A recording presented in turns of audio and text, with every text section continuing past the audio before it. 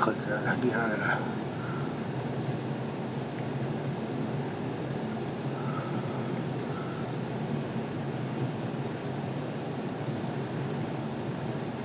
Look at the shape of that.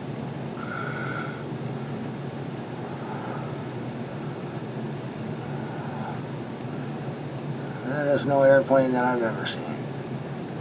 And there's no flashing lights whatsoever.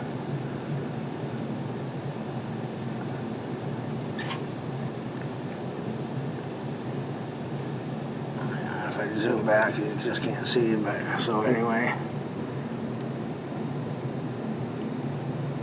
3/9 is actually 9/3/2022. September 3rd is what this is right now. So that was last night. That was one of my alarms on there. It picked up that there was movement, so probably the spider web, really. But I'm glad I caught that. That was a UFO as far as I'm concerned. Okay, thanks for watching, guys.